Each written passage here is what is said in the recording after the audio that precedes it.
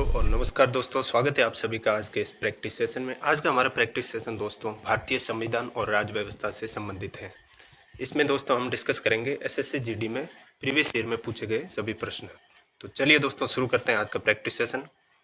आज का पहला प्रश्न है दोस्तों, भारतीय संविधान के अनुसार भारत सरकार के कितने अंग हैं? बताइए दोस्तों, भारतीय संविधान के अनुसार भारत के कितने अंग हैं? 2 हैं, 3 हैं, 4 हैं या फिर 5 हैं? दोस्तों जैसा कि हम सभी जानते हैं कि भारतीय संविधान के अनुसार भारत सरकार के 3 अंग हैं, कार्यपालिका, विधायिका और न्यायपालिका। ठीक है दोस्तों, तो इस हिसाब से ऑप्शन सी अपना सही उत्तर होगा। पढ़ते हैं अगले प्रश्न की तरफ। अगला प्रश्न है दोस्तों, भारत सरकार के संसदीय स्वरूप को किस मॉडल के रूप से भी जाना जाता है? बताइए, संसदीय स्वरूप का दूसरा नाम क्या है? बताइए दोस्तों, ये बहुत ही अच्छा प्रश्न है, ये फिर से रिपीट हो सकता है। तो दोस्तों भारतीय संसदीय स्वरूप के मॉडल को दूसरा नाम दिया गया है जो कि वेस्ट मिनिस्टर दिया गया है। जी हाँ दोस्तों, ये वेस्ट मिनिस्टर एक लोकतांत्रिक संसदीय प्रणाली है। वेस्ट मिनिस्टर ब्रिटेन संसद का मीटिंग हॉल है, उसका नाम है दोस्तों, और वहाँ से इस शब्द की उत्पत्ति हुई है। इसलिए सरकार के संसदीय स्वरूप को वेस्ट मिनिस्टर के नाम से भी जाना जाता है। ठीक है दोस्तों, अगला प्रश्न है दोस्तों, विश्व का सबसे लंबा लिखित संविधान किस देश का है? बहुत ही सिंपल प्रश्न दोस्तों, विश्व का सबसे लंबा लिखित संविधान हमारे प्यारे देश भारत का है दोस्तों। ऑप्शन डी इसका सही उत्तर है। दोस्तों संविधान बनाने में आप सभी को पता है 2 साल 11 महीने और 18 दिन का समय लगा था, और मूल संविधान में 395 अनुच्छेद थे और 12 अनुसूचियां और 22 भाग थे दोस्तों मूल संविधान में। ठीक है, और संविधान के निर्माण में लगभग 63,96,729 रुपये का खर्चा आया था। भारत का संविधान सबसे बड़ा होने के कारण ये विश्व का सबसे बड़ा लोकतांत्रिक देश भी कहलाता है दोस्तों, अपना प्यारा भारत। बढ़ते हैं दोस्तों अगले प्रश्न की तरफ। अगला प्रश्न है दोस्तों, मूल भारतीय संविधान को हस्तलिखित किसने किया था? बताइए दोस्तों, किसने हाथों से लिखा था भारतीय संविधान को?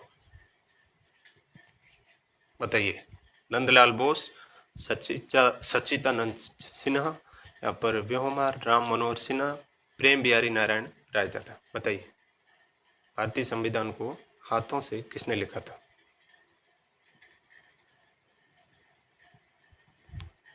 दोस्तों भारत के मूल संविधान को प्रेम बिहारी नारायण रायजादा ने सुंदर सुलेख में इटैलिक शैली में लिखा था। ठीक है दोस्तों, प्रत्येक पृष्ठ को शांति निकेतन के कलाकारों द्वारा सुशोभित किया गया और सजाया गया था।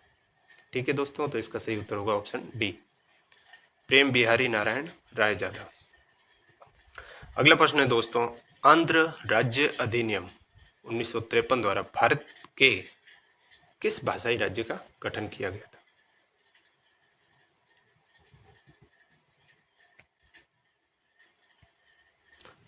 बताइए दोस्तों, आंध्र राज्य अधिनियम के अनुसार भारत के कितने भाषाई राज्यों का गठन हुआ है?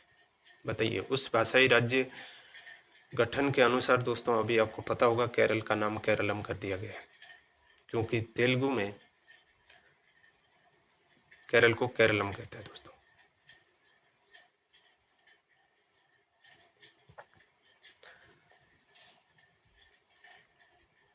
तो दोस्तों 1 अक्टूबर 1953 को आंध्र प्रदेश राज्य का गठन हुआ था।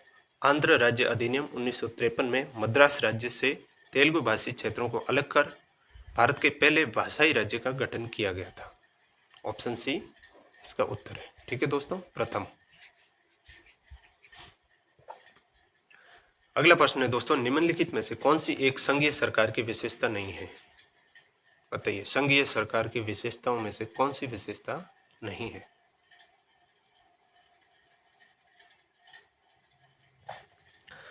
दोस्तों आप सभी को पता होगा संघीय संविधान के अंतर्गत 2 प्रकार की शासन प्रणाली स्थापित की जाती है, अध्यक्षतात्मक शासन प्रणाली और संसदात्मक शासन प्रणाली दोस्तों। तो इस हिसाब से एक सदनीय विधायिका संघीय सरकार की विशेषता नहीं है दोस्तों।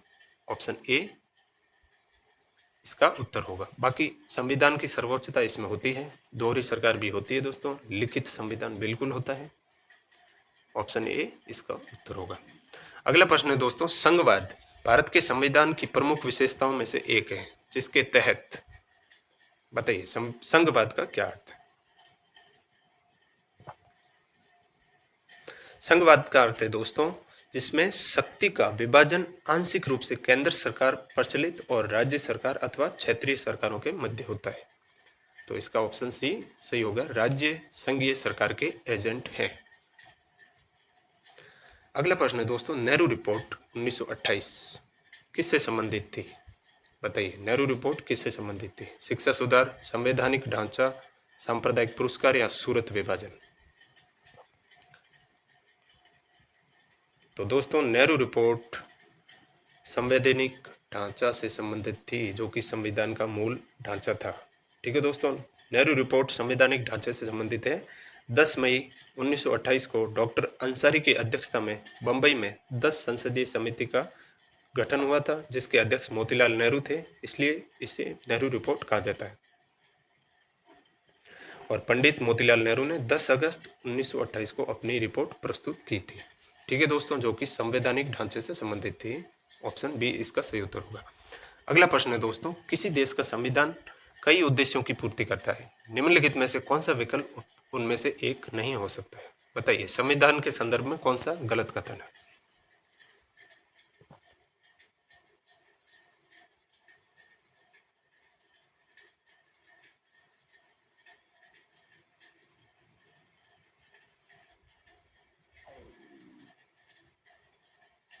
दोस्तों इसमें ऑप्शन सी गलत है, क्योंकि यह कह रहा है कि इसमें यह शामिल है कि देश को सरकार के अध्यक्षीय स्वरूप को बरकरार रखना चाहिए। बिल्कुल नहीं।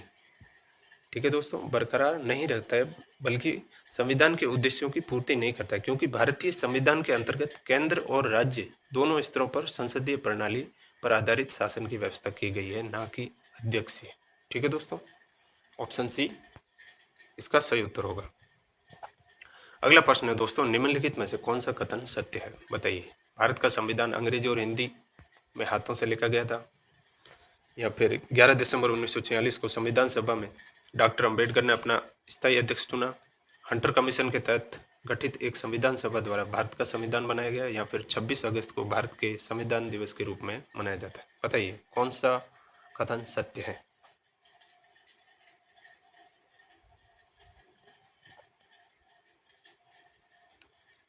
दोस्तों इसमें से ऑप्शन ए सत्य है, भारत का संविधान अंग्रेजी और हिंदी में हाथों से लिखा गया था। अभी अभी हमने एक पिछले प्रश्न में डिस्कस किया था।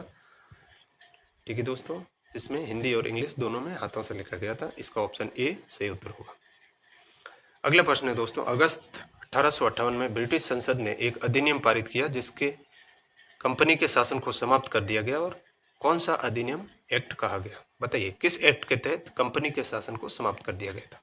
बताइए जो कि 1858 में आया था। बताइए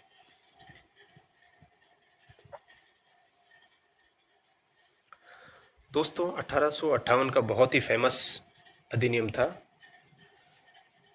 भारत सरकार अधिनियम। इसके तहत भारत का शासन ईस्ट इंडिया कंपनी से छीनकर क्राउन, जो कि ब्रिटिश का राजा था, उसे दे दिया गया। उस समय रानी विक्टोरिया ब्रिटेन की महारानी थी। इस एक्ट को भारत सरकार अधिनियम 1958 के नाम से जाना जाता है। ऑप्शन ए इसका सही उत्तर होगा। अगला प्रश्न है दोस्तों, 1950 में भारतीय संविधान द्वारा देश को शासित करने वाले मौलिक दस्तावेजों के रूप में किस अधिनियम को प्रतिस्थापित किया गया था। बताइए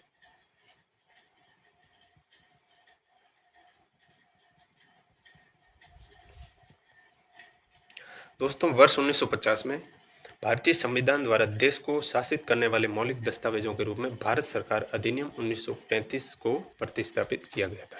ठीक है दोस्तों, तो इसका सही उत्तर होगा ऑप्शन बी। अगला प्रश्न है दोस्तों, 1774 में सर्वोच्च न्यायालय को किस शहर में फोर्ट विलियम में शीर्ष न्यायालय के रूप में स्थापित किया गया था। बताइए सर्वोच्च न्यायालय को किस शहर में स्थापित किया गया था। बताइए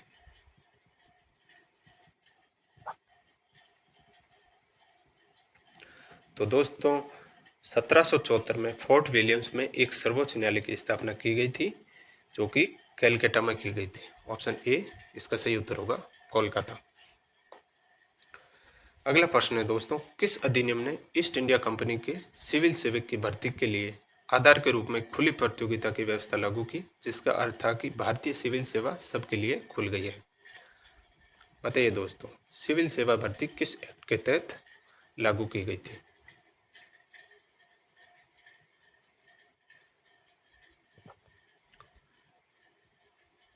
दोस्तों, ब्रिटिश काल में भारत में सिविल सेवा प्रारंभ करने का श्रेय लॉर्ड कॉर्नवालिस को जाता है। दोस्तों, उन्होंने भारत में सिविल सेवाएं प्रारंभ की और उन्हें संगठित किया। ठीक है दोस्तों, जो कि किया था 1853 के चार्टर एक्ट के तहत। इसका सही उत्तर होगा ऑप्शन ए, चार्टर एक्ट। अगला प्रश्न है दोस्तों, ग्रेट ब्रिटेन की संसद का कौन सा कानून भारत में ईस्ट इंडिया कंपनी के शासन की पूरी जांच और मरम्मत करने की ओर लक्षित था? बताइए।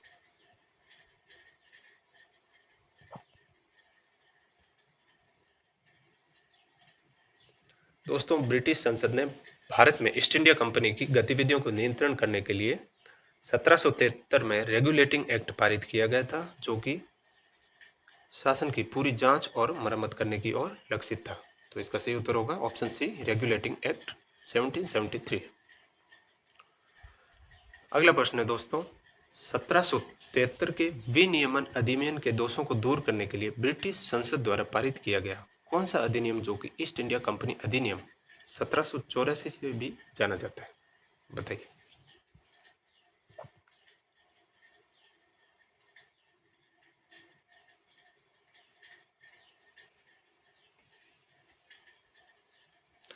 तो दोस्तों, इसका सही उत्तर होगा 1784 का पीटर्स इंडिया एक्ट। ब्रिटिश सरकार द्वारा ईस्ट इंडिया कंपनी के प्रशासन को ब्रिटिश सरकार के नियंत्रण में लाने के लिए संसद द्वारा पेश किया गया था। दोस्तों, ये 1773 के विनियमन अधिनियम की विफलता पर पारित किया गया था।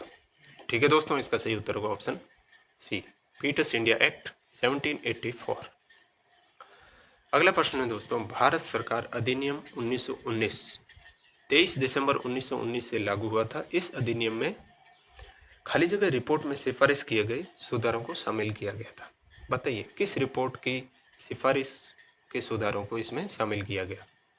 कर्जन रिपोर्ट, राष्ट्रीय योजना, या फिर मॉन्टेग्यू चैमफोर्ड, या फिर मार्ले पिंटो? बताइए।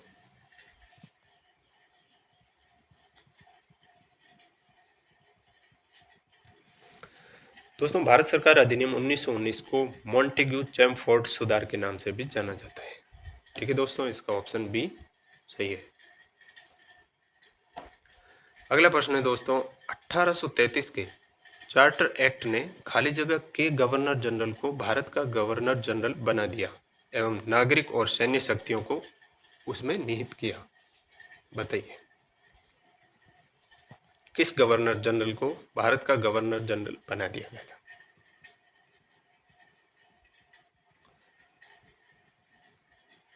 दोस्तों, 1833 का चार्टर अधिनियम इंग्लैंड में हुई औद्योगिक क्रांति का परिणाम था। आप सभी जानते होंगे, ताकि इंग्लैंड में मुक्त व्यापार नीति के आधार पर बड़ी मात्रा में उत्पादित माल हेतु बाजार के रूप में भारत का उपयोग किया जा सके।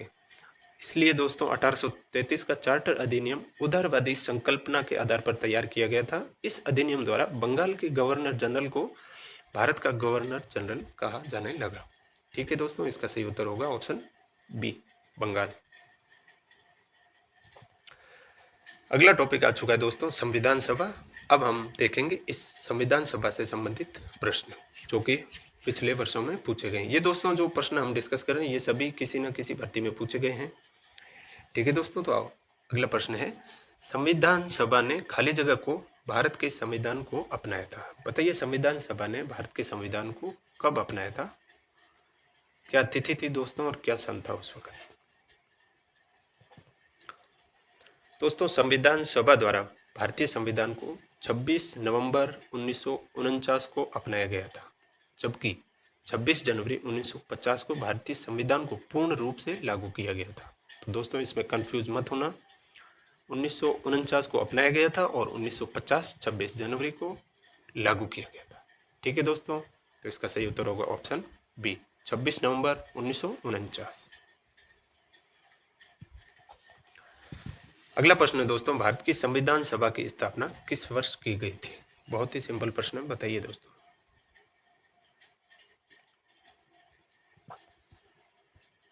तो दोस्तों भारतीय संविधान सभा की स्थापना कैबिनेट मिशन योजना के तहत हुई थी, आप सभी को पता होनी चाहिए, जिसके चुनाव जुलाई 1946 में हुए थे। तो भारत की संविधान सभा की स्थापना 9 दिसंबर 1946, याद रखना दोस्तों, 9 दिसंबर 1946 को हुई थी। अगला प्रश्न है दोस्तों, मोतीलाल नेहरू की अध्यक्षता में भारतीय संविधान के मसौदे को तैयार करने के लिए किस वर्ष एक समिति का गठन किया गया था? बताइए, मोतीलाल नेहरू की अध्यक्षता में किस वर्ष संविधान बनाने के मसौदे को तैयार करने के लिए एक समिति का गठन किया गया था?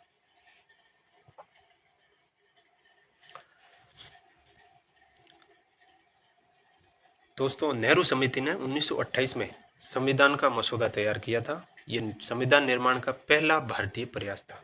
ठीक है दोस्तों, बी.आर. अम्बेडकर को संविधान का मसौदा समिति का अध्यक्ष नियुक्त किया गया था, जो कि किया गया था 1928 में। ऑप्शन सी इसका सही उत्तर होगा। अगला प्रश्न है दोस्तों, जो कि 3 बार पूछा जा चुका है, हो सकता है इस बार भी पूछा जाए। 21, 24 और फिर से 24 में पूछा गया है। अगला प्रश्न है, भारत के संविधान सभा के चुनाव किस वर्ष हुए थे? बताइए। बहुत ही इजी प्रश्न है दोस्तों। भारतीय संविधान सभा के चुनाव जुलाई 1946 में हुए थे। भारतीय संविधान सभा का निर्माण करने वाले संविधान सभा का गठन कैबिनेट मिशन की आधार पर हुआ था, जिसमें सदस्यों की संख्या दोस्तों 390 थी, जिसमें 292 ब्रिटिश प्रांतों के प्रतिनिधित्व, 4 चीफ कमिश्नर और 93 देसी रियासतों के प्रतिनिधित्व शामिल थे, जो कि हुई थी दोस्तों जुलाई 1946 में इसके चुनाव हुए थे। ठीक है दोस्तों, सही उत्तर होगा जुलाई 1946। इस वर्ष में भारत के संविधान सभा के चुनाव हुए थे। अगला प्रश्न है दोस्तों, संविधान सभा को अस्थायी संसद के रूप में किस वर्ष परिवर्तित किया गया था?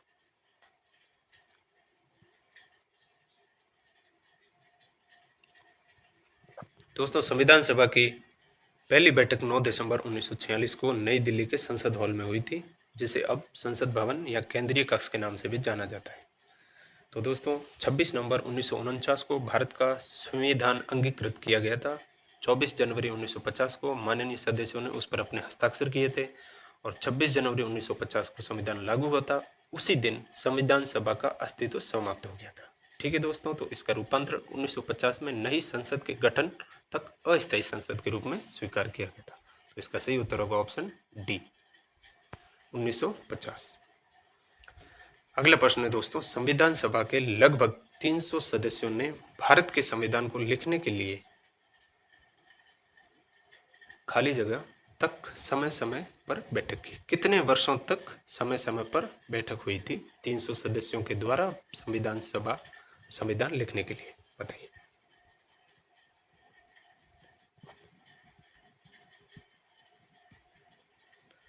तो दोस्तों लगभग 3 वर्ष, हमने कई बार पढ़ा है 2 वर्ष 11 माह 18 दिन, तो उस हिसाब से लगभग 3 वर्षों तक उन्होंने समय समय पर बैठक की थी। 3 वर्ष और 300 सदस्य दोस्तों, 3 से 3 याद रखना।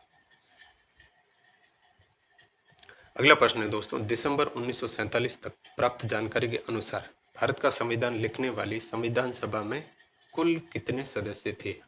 अभी अभी दोस्तों मैंने बताया था कि 300 सदस्य थे और 3 वर्ष लगे थे।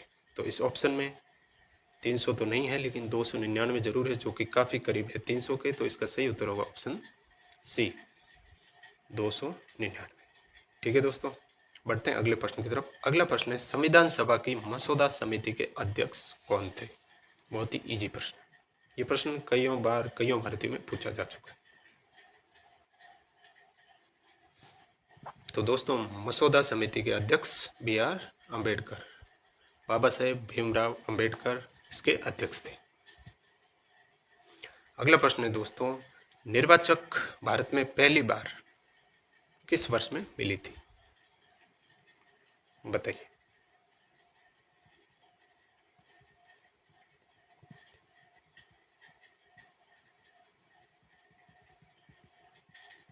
बताइए दोस्तों, इसका सही उत्तर क्या होगा? चुनाव कब हुए थे भारत में पहली बार? ये इस प्रश्न का सवाल है। बताइए, ये पूछना चाह रहा है कि भारत में पहली बार निर्वाचन कब हुआ था? तो दोस्तों अभी अभी मैंने एक पिछले प्रश्न में डिस्कस किया था, जुलाई 1946 में चुनाव हुए थे। तो इसका सही उत्तर होगा ऑप्शन बी 1946।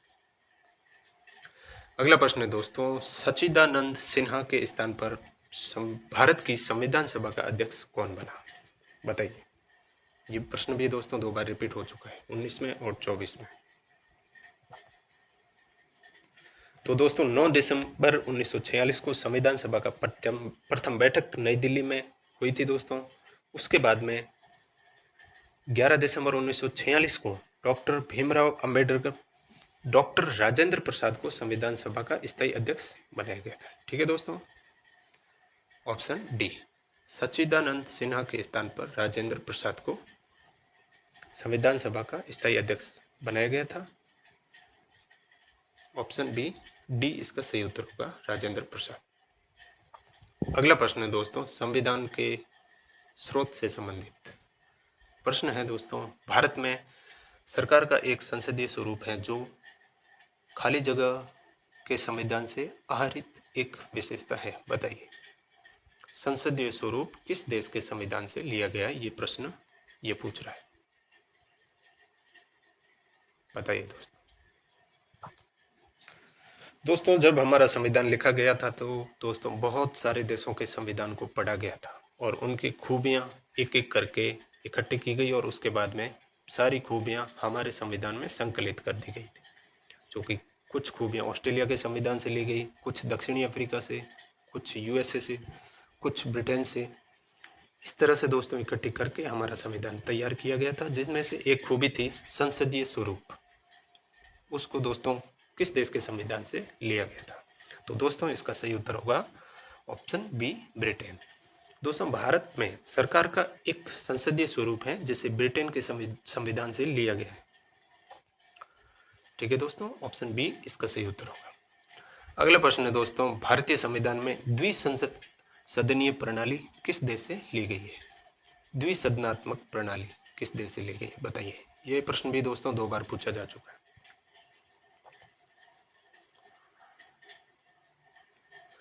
तो दोस्तों भारतीय संविधान में द्विसदनीय प्रणाली यूनाइटेड किंगडम, जिसे यूके भी बोलते हैं, वहां से ली गई है। ठीक है दोस्तों, इसका सही उत्तर होगा ऑप्शन डी। अगला प्रश्न है दोस्तों, भारतीय संविधान में राष्ट्रपति के चुनाव की विधि को किस देश के संविधान से लिया गया? बताइए, राष्ट्रपति के चुनाव की प्रक्रिया किस देश के चुनाव से संविधान से ली गई है? ये प्रश्न दोस्तों इस बार जरूर पूछा जा सकता है, क्योंकि अभी मुद्दा करंट में चला था। तो दोस्तों भारतीय संविधान में राष्ट्रपति के चुनाव की विधि को आयरिश संविधान से ली गई है। ऑप्शन डी इसका सही उत्तर होगा, आयरिश संविधान। अगला प्रश्न है दोस्तों, निम्नलिखित में से किस राष्ट्र के संविधान से प्रेरित होकर भारत ने अपने संविधान को नीति निर्देशक सिद्धांतों की विशेषता जोड़ी गई है? बताइए, निर्देशक सिद्धांतों को किस देश के संविधान से लिया गया? बताइए, जिन्हें नीति निर्देशक सिद्धांत भी कहते हैं। तो दोस्तों भारत ने नीति निर्देशक सिद्धांत आयरलैंड के संविधान से लिए गए थे। ये प्रश्न भी दोस्तों 2 बार पूछा गया है, तो इसका सही उत्तर होगा ऑप्शन बी, आयरलैंड। अगला प्रश्न है दोस्तों, भारतीय संविधान में मौलिक अधिकारों की अवधारणा को निम्नलिखित में से किस देश के संविधान से लिया गया? मौलिक अधिकार किस देश के संविधान से लिए गए? बताइए दोस्तों। दोस्तों मानवाधिकार के लिए एक ही देश फेमस है जो कि गुणगान करता रहता है, वो है संयुक्त राज्य अमेरिका। तो दोस्तों मौलिक अधिकार भारत ने यूएसए के संविधान से लिए गए, इसलिए इसका सही उत्तर होगा ऑप्शन ए, संयुक्त राज्य अमेरिका। बढ़ते हैं अगले प्रश्न की तरफ। अगला प्रश्न है दोस्तों, भारत में एकल नागरिकता की अवधारणा को किस राष्ट्र के संविधान के आधार पर अपनाया गया था? बताइए, एकल राष्ट्र की अवधारणा किस देश के संविधान से ली गई है? तो दोस्तों भारत में एकल नागरिकता की व्यवस्था जिसकी अवधारणा यूनाइटेड किंगडम से ली गई है। नागरिकता के संबंध में दोस्तों भारतीय संविधान का भाग 2 अनुच्छेद 5 और 11 में इसका प्रावधान दिया गया है। तो इसका सही उत्तर होगा ऑप्शन सी दोस्तों, यूनाइटेड किंगडम, यूके। बढ़ते दोस्तों अगले प्रश्न की तरफ। अगला प्रश्न है दोस्तों, भारत सरकार द्वारा संसदीय प्रणाली किस राष्ट्र के संविधान के आधार पर अपनाई गई थी? बताइए दोस्तों। बताइए, संसदीय प्रणाली किस देश के संविधान से ली गई है? संसदीय प्रणाली दोस्तों भारत सरकार की एक प्रणाली है। भारतीय संविधान के अनुच्छेद 74 और अनुच्छेद 75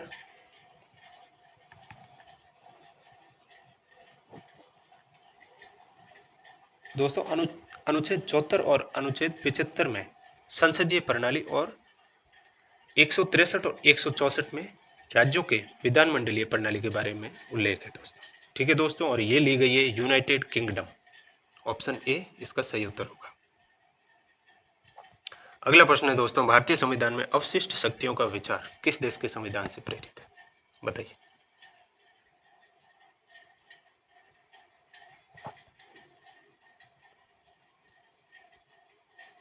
बताइए, भारतीय संविधान में अवशिष्ट शक्तियों का विचार किस देश के संविधान से लिया गया है?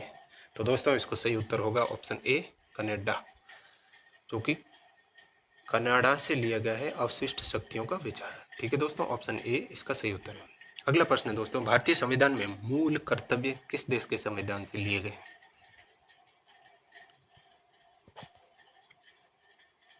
दोस्तों भारतीय संविधान सभा द्वारा 26 नवंबर 1949 को संविधान को अंगीकृत किया गया था। ठीक है दोस्तों, जिसमें बहुत सारे देशों के संविधान को पढ़ा गया, फिर उनकी खूबियां एकत्रित की गई और उनको समाविष्ट किया गया अपने संविधान में। तो बताइए दोस्तों, उसी में से एक जो कि मूल कर्तव्य है, उसको किस देश के संविधान से भारत ने अपने संविधान में जगह दी या उसे अपनाया? तो दोस्तों इसका सही उत्तर है ऑप्शन ए यूएसएसआर। ठीक है दोस्तों, अभी यूएसएसआर नाम से कोई देश नहीं है, अभी रशिया है, लेकिन पहले यूएसएसआर इसका नाम हुआ करता था। ठीक है दोस्तों, इसका सही उत्तर होगा ऑप्शन ए, मूल कर्तव्य यूएसएसआर से लिए गए। अगला प्रश्न है दोस्तों, भारतीय संविधान में सरकार का संसदीय स्वरूप किस देश के संविधान से प्रेरित है? संसदीय स्वरूप बताइए। दोस्तों ये प्रश्न हमने अभी 2-4 प्रश्न पहले ही डिस्कस किया था कि संसदीय स्वरूप हमने यूके से लिया है। तो दोस्तों इसका सही उत्तर होगा ऑप्शन ए यूनाइटेड किंगडम। अगला प्रश्न है दोस्तों, भारत के संविधान में व्यापार की स्वतंत्रता की अवधारणा को किस देश के संविधान से अपनाया गया है? बताइए, कोई भी व्यक्ति किसी भी जगह जाकर अपना व्यापार कर सकता है, तो यह अवधारणा दोस्तों किस देश के संविधान से ली गई है? बताइए।